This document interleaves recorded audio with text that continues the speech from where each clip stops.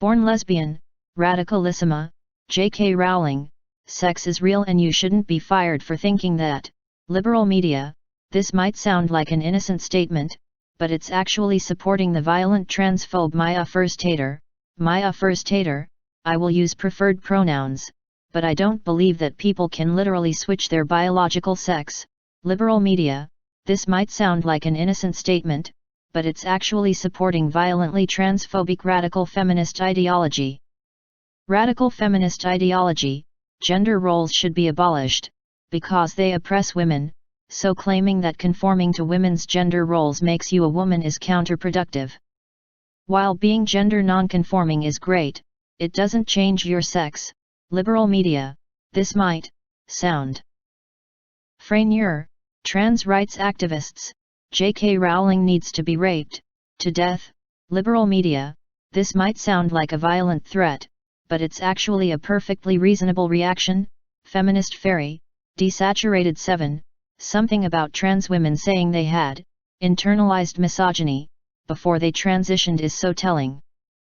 Like they were sexist and abusive to the women in their lives, but now we have to pat them on the back and say it was completely okay and that they were the victim all along, that they aren't responsible for any harm they did pre-transition. No, you didn't have internalized misogyny, you were just misogynistic. And you probably still are. Feminist Fairy, anyone who thinks they know what being a woman feels like, is misogynistic. Beeb Kuman, Catherine Montvoisin, in shitty but unsurprising news, men leaving their wives who have been diagnosed with cancer is 5x more common than women leaving their husbands, who have been diagnosed with cancer. Insert Lenny Fashiri, where are you getting your stats? What source of information brought you to this conclusion? None I assume, but I would love for you to prove me wrong. Kavira's Secret Tradfem blog, it's literally a hyperlink to the study. Animalib Women's Lib. Chamberlain and his team found that although overall divorce rates of couples with one seriously ill spouse were comparable to the general divorce rate in the US, there was a marked difference depending on which partner had received the diagnosis. In cases where the husband became seriously ill, divorce rates were actually far lower than average at 3%. However, a staggering 21% of wives who had been diagnosed with serious illness ended up separated or divorced within the same time frame. In fact, Chamberlain's study revealed that in 90% of post-diagnosis divorce cases, the wife was the sick party. The researchers suggested that a possible explanation for this striking difference could be that men find it harder to take on a caregiving role. What the fuck? This is goddamn horrifying. Auntie Wanda, find it harder to take on a caregiving role bullshit. They don't want the burden of a sick wife who won't be taking care of them. Like good ol' sanctity of marriage Newt Gingrich divorcing his wife who developed cancer.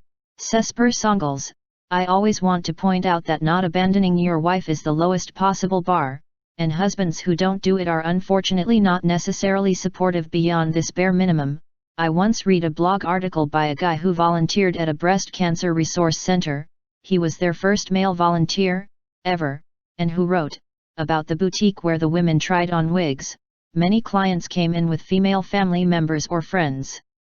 These clients only came in with female family members or friends.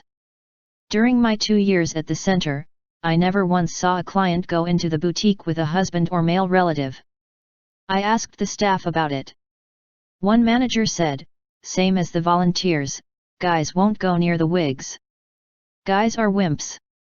Sometimes a woman would come in for a wig. Nervous, uncomfortable. And she'd get help from me or the staff, total strangers. And you could see her husband out in the parking lot sitting in the car, listening to the radio, they couldn't even come inside. I'm also reminded of that study on organ donation rates across Europe, that found that among married hetero couples, 36% of women who could donate a kidney to their husband did so, while only 6.5% of clinically suitable men donate a kidney to their wives. Dworkin, XJGDT deactivated 20201027, I think this needs to be said again, biological sex holds zero bearing on your personality. Anyone who wants to claim otherwise is sexist. You are not a man just because you have a boyish sense of humor, boyish interests, boyish hobbies, or a boyish sense of style. You are not a man just because you don't want people staring at your body. Wanting to be free from unfair expectations and limitations doesn't make you a man. It makes you a feminist. D-trans gay guy, Anonymous asked, are you gonna tell burn victims that they're gross because they need skin grafts? Because that's what you're implying, D-trans gay guy answered, okay sis, they actually need skin grafts, and why would I call them gross for that? You don't need a forearm skin flap, dick, so stop comparing apples to oranges. Sweetopia the revival, acting as if someone needing reconstructive surgery after an accident is the same as some dude getting fake tits, is just fucked up on so many levels. Sakyu Sakuramaku, how to bake, also like. You shouldn't have, men are the evil gender as your politics, not because it might inadvertently hurt trans women, or whatnot, but because biological essentialism is bad, and it's still bad when it's not TERFs parroting it. Just because you want to make it trans-inclusive, people wonder why so many get outed as TERFs when the harder pill to swallow is that an alarming amount of feminist circles already share similar thoughts and ideals with them.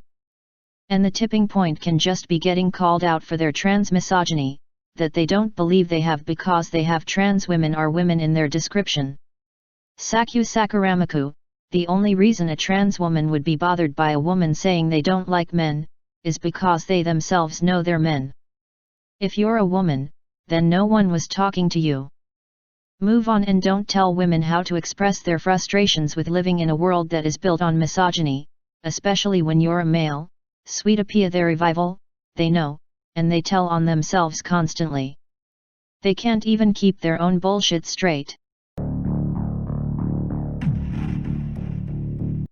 Baudelaire saw a quote from a Spanish communist woman from the Civil War era denouncing the sexual abuse that went on behind front lines that goes like, men are only communists, socialists, or anarchists from the waist up, and I'm absolutely fucking obsessed. Golden Altar, Opsa Terf, guys. A good time for us to remember that any time we see a post which equivocates all men with rape, abuse, or, in this case implied, genitalia, chances are that OP is a TERF, or otherwise transphobic. Tranny MLM Busaiboy, absolute yikes at Golden Altar's social skills, MSTHBRDS, I'm so fucking tired of this. We're actually at the point where we aren't even allowed to talk about men's oppression of us, Sweetopia the revival, because TRAs are MRAs 2.0. Theranik Gens example, I'll always be here. Sometimes I wonder if I should just accept trans activism. Not resist it. Not debate it. Not question it. Just accept the erasure of my sex and slip quietly back into the closet. Avoid all social justice topics related to feminism and gay rights. It would be much, much safer that way. Much easier to sit there and watch as society returns to how it's always been. Life would be smooth sailing if I just swallowed their lies and kept them down. There's no one in our corner. Most feminists are dead, and the few ones who remain are either censored or give up. Modern feminism is an absolute joke. Sometimes, I'd really just like to give up. They're winning. We're not. You can't fight the system. I'm tired of reinventing the wheel. Unwoman, the fact that women and homosexuals/LGBT people may have to go back to living underground for the things that affect us personally is something I'm not sure I'm going to feel prepared for. I felt like I've lived in relatively lucky times where I grew up, watching other women go for careers and live their lives according to their own rules, that I could peacefully just go to school without the constant threats of physical and sexual violence, that I could venture outside and use the public toilet. I really took advantage of all those perks. I normalized these privileges that my foremothers fought so hard for generations ago. And they might all just go away. I don't know how I'm going to deal with this, as a woman. And I don't know how to help homosexuals when you all inevitably feel the need to go back into the closet collectively to avoid this new wave of neoliberal homophobia, alongside with conservative homophobia on top of it. Bleak times we're heading into. It'll always be here. I was thinking about this earlier, too, with women's sports. It's only 50 years ago that the government started funding women's teams and declared you can't bar women from participating in sports. We took it for granted. For 50 years, women could have their own teams and compete with other women on a level playing field. For 50 years, it was illegal for anyone to keep us out of sports. And now, they can again. Federal sex-based protections for women didn't even last a full century. We took them for granted, and now it feels like our fault they're gone. Terf Momo, trans activism is absolutely about destroying anything that's for women only. The Vancouver Rape Relief Shelter was the only shelter in the whole city that was female only, and yet they got harassed by local activists, till they were defunded by the government. Same with the McKeever ladies' baths. There were several other baths literally down the street that were open to all, and yet this one was harassed until they conceded and allowed males. It's not about inclusion anymore, because they're included everywhere else. It's about the deliberate destruction of any and all safe places for women. If there was only one single sex space in the entire world, they would be going just as hard to try and shut it down, because their goal is to ensure that women have absolutely no spaces, public or private, where they can be away from men. And it's working.